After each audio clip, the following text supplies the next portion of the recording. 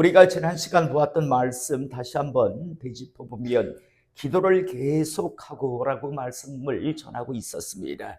기도를 멈추지 말라라고 골로새 교회 성도들에게 바울은 성령의 그런 감화 감동하심 속에서 전하고 있었는데, 여러분, 기도는 그리스도인의 특권이라고 말씀을 드렸습니다. 믿지 않는 자, 그리스도인이 아닌 자는요, 이 기도를 할 수가 없습니다. 아무리 한다고 해도 어떤 응답도 받을 수 없는 것, 그것이 바로 기도입니다. 저는 우리 성도님들이 기도를 멈추지 않는 하나님의 사람 되시기를 이 시간 축복합니다. 그래서 기도는 그리스도의 특권이라고 이야기하고요. 두 번째, 영혼의 호흡이라고도 이야기합니다.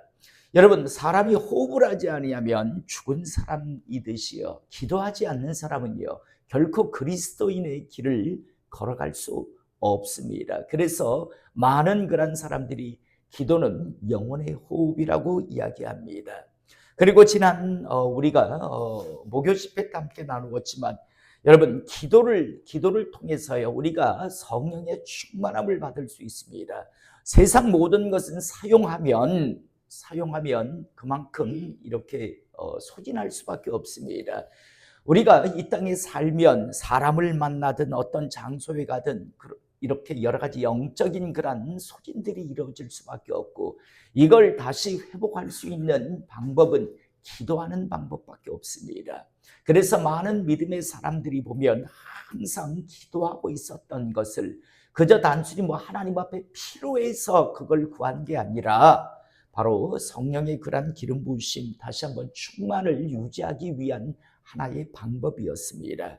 바울은 그것을 알기 때문에 기도를 계속하고 기도를 멈추지 말라라고 하였고요. 더 나아가 기도에 감사함으로 깨어 있으라고 말씀합니다. 여러분, 기도함에 감사가 빠진 기도는요 참 팍팍합니다. 여러분, 우리가 기도하는 그런 것 중에서 여러분 하나님 앞에 감사하며 기도를 할 때 보면 정말 내 기도가 정말 이건 경험해 본 사람만이 합니다. 참 이렇게 촉촉한 은혜에 젖어 있는 기도라고 하는 것을 느끼게 됩니다. 그런데 감사가 빠진 뭔가 자꾸만 요구하는 어떤 기도를 하는 사람들이 있는데 팍팍합니다. 이것도 주세요, 저것도 주세요라고 하는, 이것도 이루어 주시고 저것도 이루어 주시고, 여러분, 감사가 빠진 자꾸만 어떤 것을 구하는 기도만 하면요 사람들은요 참 기도가 오래 가지를 못합니다. 그래서 바울은 기도를 깊이 한 사람이기 때문에 기도에 감사함으로 깨어 있으라 라고 말씀을 전했습니다. 그 다음 더 나아가 또 무엇을 말했는가 하면, 외인에 대해서는 지혜로 행하여 세월을 아끼라 라고 말씀합니다. 여러분, 주님도 이 땅에 오셨을 때 12제자를 파송하고 또 70인 전도인을 파송할 때 덧붙여 하신 말씀이 무엇인가 하면, 누구든지 너희를 영접하지 아니하고 너희 말을 듣지도 아니하거든 그 집이나 성에서 나가 너희 발에 먼지를 떨어버리라 라고 말씀합니다. 여러분, 우리는 싸구려 뭘 가지고 있는 사람이 아닙니다. 만약에 우리가 피라미드 판매의 어떤 조직에 들어있다면 어떻게 하든지 끌어들여야 되겠죠. 그래야 내 위치가 어느 정도 올라가고 나한테 이문이 떨어지니까요. 그런데 여러분, 우리는요 진짜 귀한 보물을 가지고 있는 사람들이고 그 보물을 소개하는 사람이라고 하는 사실을 잊지 않길 원합니다. 그래서 저는 우리 성도님들이요 열심히 복음을 전하기를 원하지만 비굴하게 전하지 않길 원합니다. 당당하게 나에게 이런 보물이 있고 너도 이 보물을 같이 갖기를 원한다, 누리기를 원한다라고 하는데, 에이 어쩌고 저쩌고 하면, 그래? 싫어? 그러면 간도. 저는 이렇게 하기를 원합니다. 굳이 이상하게 메어 달리는 게 진짜 전도를 대단히 잘하는 것 같지 않은데, 여러분, 주님은 그렇게 전도하라고 하신 적이 없습니다. 권해라, 전해라. 그런데 싫다고 하면, 굳이 비아냥거리고 하면, 그래 라고. 주님이 하셨던 말씀 중에서 누구든지 너희를 영접하지 아니하고 너희 말을 듣지도 아니하거든 그 집이나 성에 나가 너희 발에 먼지를 떨어버리라. 이게 무슨 뜻인, 어떤 표현인가 하면, 너한테 기회가 있었어.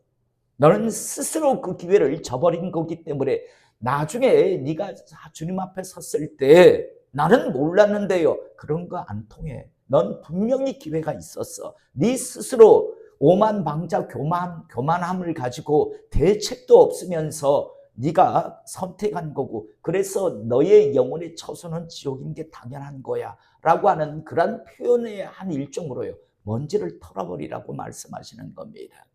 저는 열심히 사랑을 가지고 복음을 전하기를 원합니다. 그런데 그 중에요, 꼭 비아냥거리고 들으려고 하지 않는 사람들이 있습니다.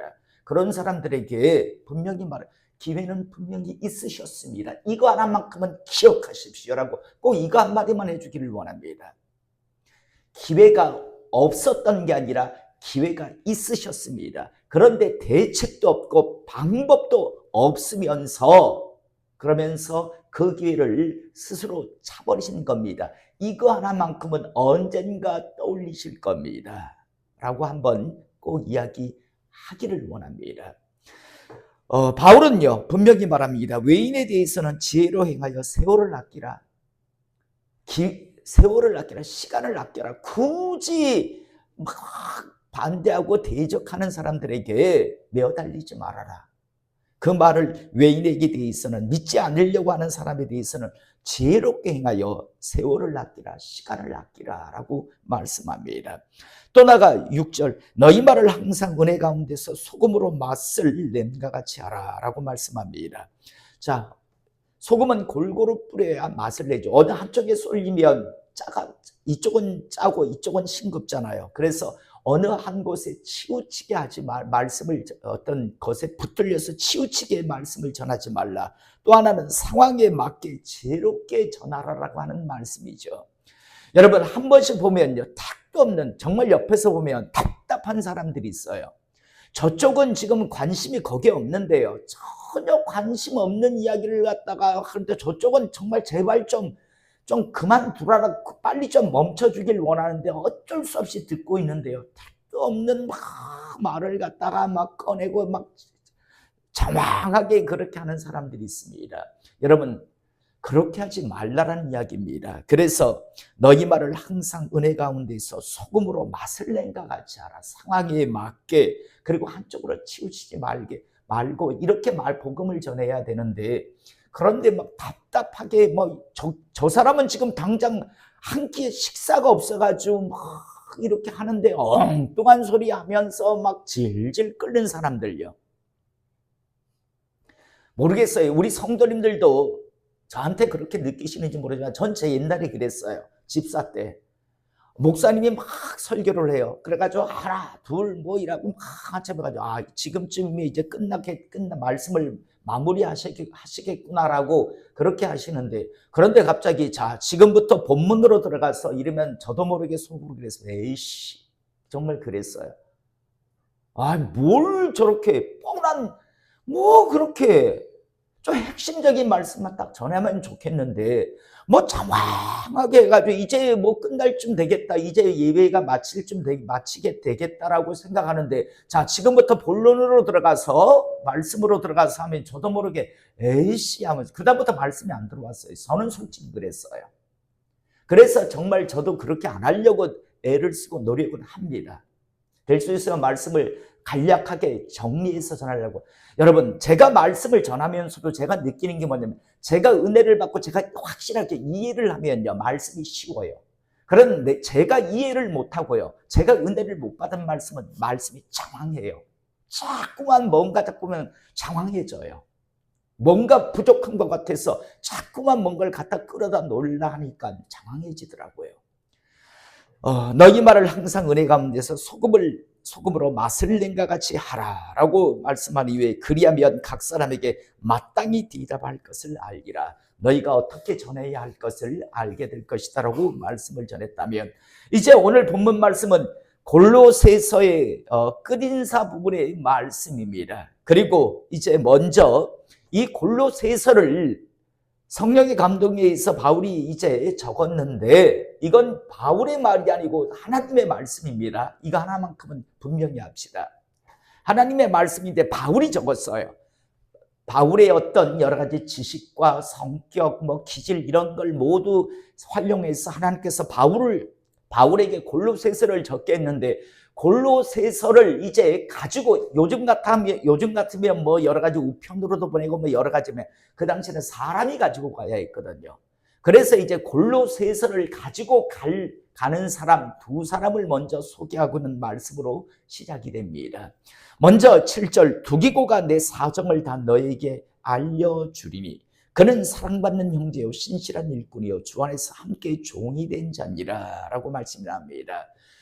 두기고와 드로비모는요, 사도행전 20장에 보면 3차 전도 여행을 마치고 돌아가는 길에 아시아 사람인데 함께 이제 바울과 이제 동행해서 예루살렘으로 함께 길을 떠나던 그런 사람 중에 들어있는 사람입니다. 오늘 우리가 읽은 본문 말씀 보면 두기고가 내 사정을 다 너에게 알려주리니, 두기고라고 하는 사람은 어떤 사람인가?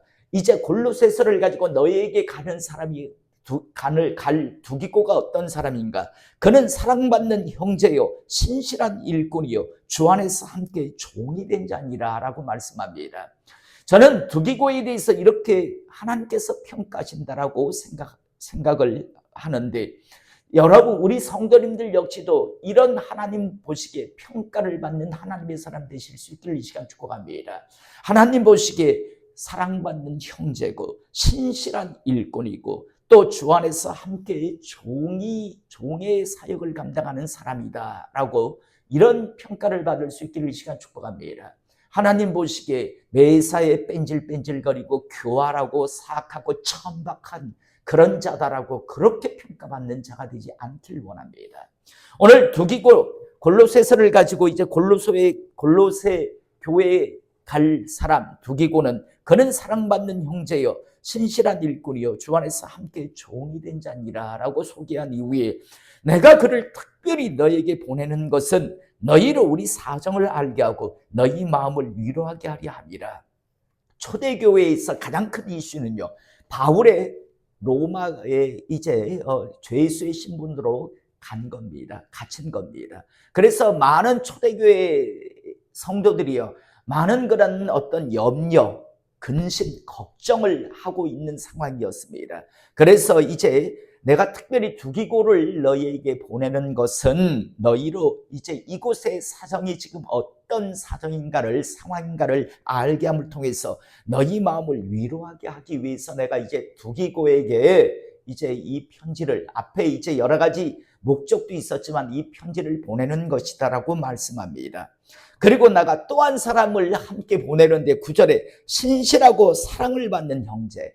신실이 뭡니까? 참 믿음이 좋은 사랑받는 형제라고 두기고와 못지아니한 그런 소개를 합니다. 그런데 그 사람의 이름이 누군가 하면 오네시모를 함께 보내노니 그는 너에게서 온 사람이라. 그들이 여기 일을 다 너에게 알려주리라. 두기고와 오네시모가 이제 여기 일을 다 너희들에게 알려줄 것이다. 그래서 너희들이 마음의 위로를 받게 하기를 원한다라고 하면서 지금 적고 있는데, 여러분 오네시모는 누군가 하면 골로새라고 하는 지역에 살고 있었던 빌레몬이라고 하는 사람의 노예였습니다.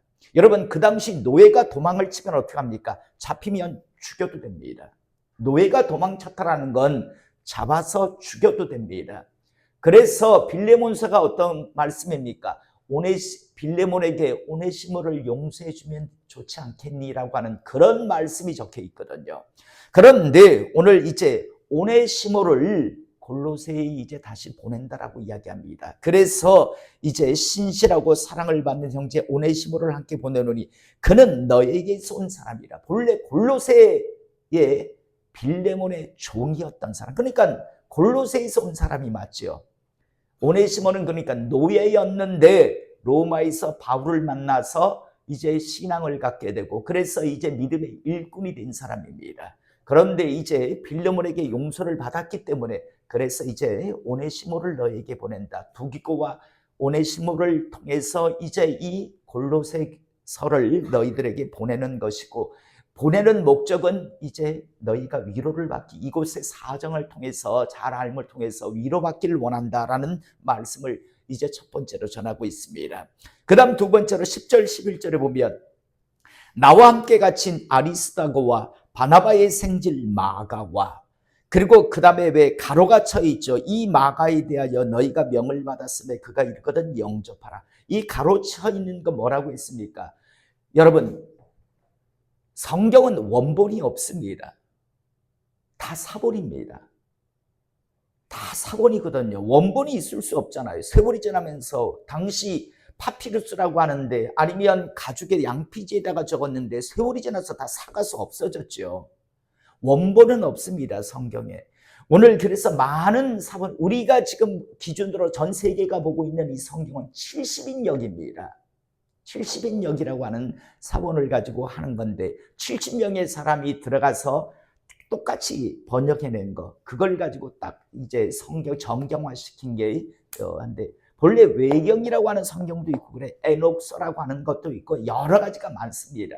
그래서 이제 정경화 작업을 통해서 이제 구약 39권, 신약 27권 해가지고 총 66권을 이제 정경화 시켰는데 그런데 이 중에서도 보면 어떤 사본에는 적혀 있고 어떤 사본에는 안 적혀 있는 성경이 있어요. 그런데 많은 부분에서 이렇게 올라와 있는 글이 있을 때 이렇게 가로를 쳐서 이렇게 첨부해 주는 겁니다.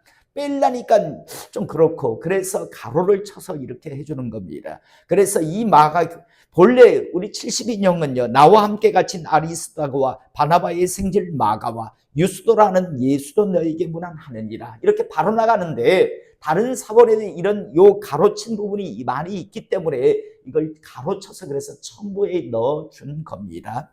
자, 여러분 아리스다고 마가 유스도라고 하는 사람은 유스도라는 예수도 너에게 문안하니라 라고 말하는데 먼저 마가와 다음에 가로가 쳐져 있는 이 부분 이 마가에 대하여 너희가 명을 받았으며 그가 이르거든 영접하라.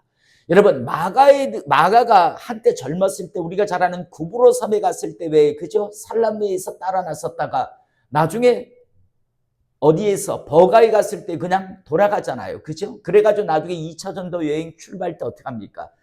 바나바와 바울이 서로 크게 싸웠다라고 다투었다라고 성경을 말씀하고 있거든. 근데 이 사실을요 초대교회 사람들이 모를 리가 없거든요. 그러다 보니까 에이 마가 저거 큰 믿음의 두 일꾼 바나바와 바울을 심하게 다투게 한 그 불화의 요인인 자 이렇게 다들 안 좋게 생각할까 봐 이제 마가를 이야기하면서 이 마가에 대하여 너희가 명을 받았으면 어떤 명을 받았는지 모릅니다. 그러나 그가 이르거든 영접하라. 배척하지 말아라. 마가도 이제 하나님의 신실한 일꾼이 되었으니 이제 골로새 교회 만약에 마가가 도착하는데 배척을 하고 너는 예전에 네 삼촌, 네 작은아버지 바나바와 바울과 싸우게 하지 않았느냐. 생질이라고 하는 건 조카거든요. 조카란 말입니다.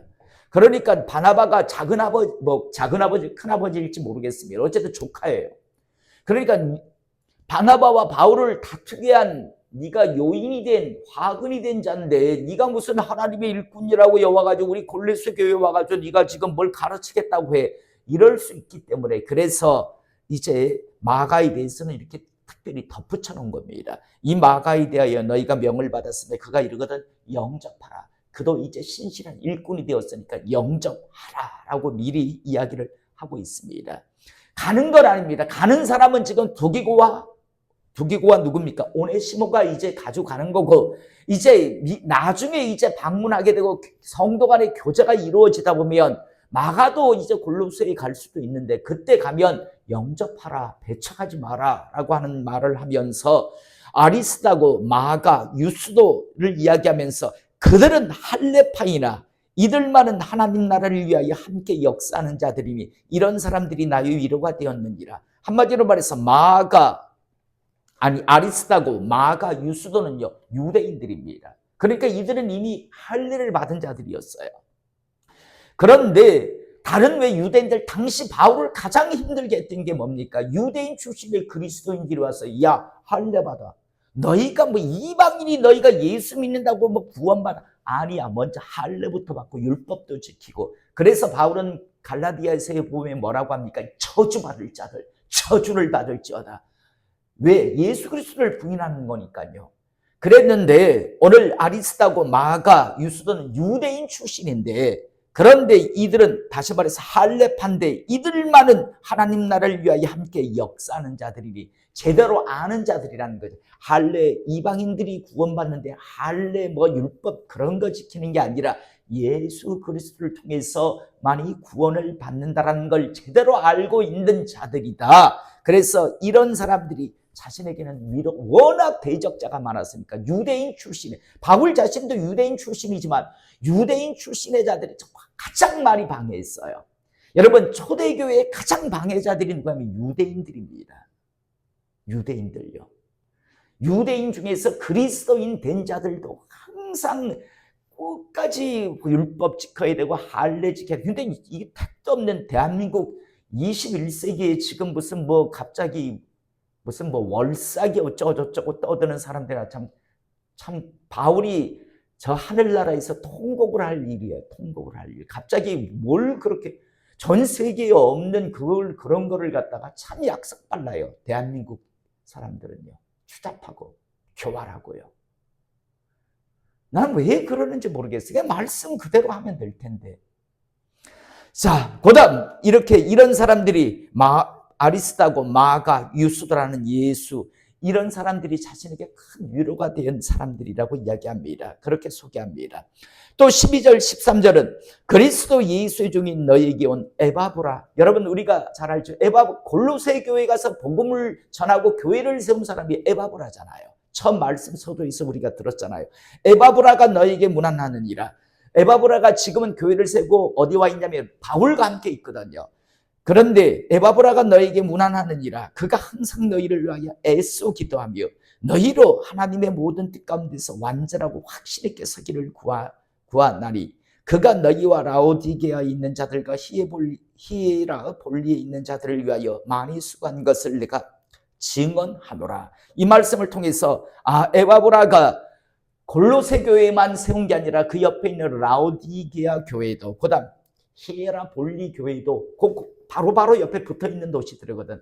거기에 교회를 세웠는데 정말 지금 바울과 함께 있지만 골로새 교회를 위해서, 또 라오디게아 교회를 위해서, 히에라볼리 교회를 위해서 정말 많이 정말 기도하고 애쓰고 있다라는 것 내가 증언한다. 에바브라가 너희들 위해서 여기서 정말 애쓰며 기도하고 있다라는 걸 내가 증언한다 라고 이야기하면서 에바브라가 너희들에게 문안한다라고 하면서 소식을 전합니다. 또 사랑받는 의사 누가와 또 데마가 너희에게 문안하느니라 라고 말씀합니다. 누가는 1차 전도 여행 때, 2차 전도 여행 때부터 이제 함께 했던 사람인데 정말 간단하게 넘어가죠. 그죠? 우리가 볼 때 누가가 굉장히 많이 소개될 것 같은데, 그런데 의사 누가와 데마는 너에게 문안하느니라 라고 이야기한다며 사랑받는 의사 누가라고 이야기합니다. 그리고 나가서 이제 15절 16절 라오디게아에 있는 형제들과 눈바와 그 여자의 집에 있는 교회에 문안하고 이 편지를 너희에게 읽은 후에 라오디게아인의 교회에게도 읽게 하고 또 라오디게아로부터 오는 편지를 너희도 읽어라 라고 말합니다. 당시는 이제 이렇게 편지가 오면 서로 교회마다 돌려 읽게 했습니다. 왜냐하면 이렇게 서신이 왕래가 자주 할 수가 없으니까. 그래서 골로새 교회 편지가 전해지면 이 글을 라오디게아 교회도 읽게 해주라. 그리고 나중에 혹시 라오디게아의 편지가 오면 너희도 전달받아서 읽어라라고 이야기합니다. 그리고 나서 마지막 이제 17절 18절 아키포에 이르기를 주 안에서 받은 직분을 상가 이루라고 하라. 여지껏은 로마에 있는 사람들에 대해서 안부를 막 이렇게 전했다면 이제 골로새에 현재 있는 사람에 대해서 이야기하는데 아키포에 대해 이르기를. 여러분, 아키포를요 대부분의 성경 신학자들은 누구라고 이야기하냐면 빌레몬의 아들이라고 이야기합니다. 빌레몬이 우리가 잘 아까 오네시모 할 때도 빌레몬의 도망간 종이라고 했잖아요.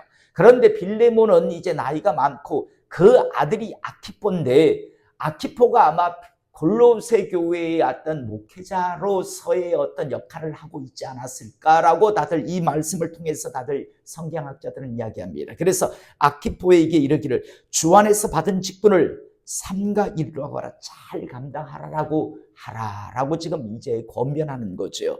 아키포에 이르기를 주 안에서 받은 직분을 삼가 이루라고 하라. 나 바울은 친필로 문안하노니 내가 메인 것을 생각해라. 내가 복음에 대한 열정을 가지고 굽히지 않고 여기까지 왔고 또 여기에서 내가 어떤 생활을 하고 있는가를 너희들이 생각하라. 그러면 은혜가 너에게 있을지어다. 하나님께서 지키시고 보호하시는구나 라는 것을 너희들이 알게 됨을 통해서 너에게 은혜가 있을 것이다 라는 말씀을 지금 전하고 있습니다. 이것이 이제 마지막 끝 인사의 그런 부분입니다. 우리가 골로새서 1장에서부터 보면 하는데 주제가 뭐라고 했습니까? 예수님은 누구인가? 기독론이라고 했잖아요. 예수님은 어떤 분인가를 주제로. 그래서 여러분들이 신앙생활 하다가 나중에 누군가 예수님은 어떤 분일까요? 예수님에 대해서 알고 싶습니다라고 할 때 물론 성령의 감동을 받아서 읽어야 이 말씀이 이해가 되겠지만 그런데 일단 적은 목적에 보면 골로새서는 예수님은 누구신가? 예수님은 어떤 분인가를 정확하게 적고 있는 말씀이 바로 골로새서입니다. 그래서 예수님에 대해서 알고 싶습니다라고 하면 골로새서를 권하시면 합당한 그런 답을 하시는 것이 될 겁니다.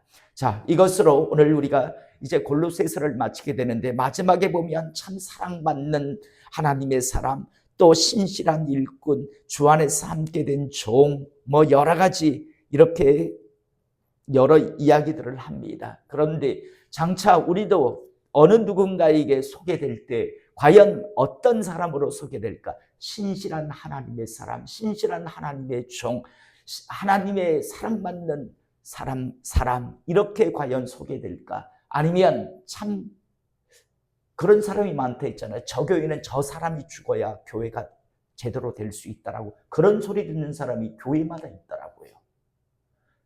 심지어 목회자 중에도 있고 장로 권사 중에서도 그런 사람들이 있습니다. 저 교회는 정상적으로 교회의 역할을 한다면 저 사람 빨리 죽어야 돼. 그런 소리를 듣는 그런 사람들이 교회마다 있다라는 게 얼마나 비극적입니까?